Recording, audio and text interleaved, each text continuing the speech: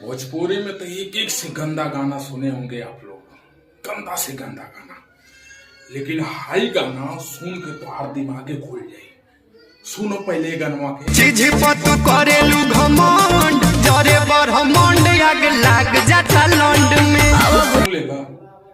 बतावा ये राइटर और ये सिंगर इनका बहनी के चोदो कौन जिला जीते वाला हूँ गाना गा के और ये पब्लिक के सुना के, और पब्लिक भी ऐसा चुतिया कि ये गाना के सुने ले है। राइटर वो लिख ले अगर बहन के चोदो तो का सोच के लिख लो है।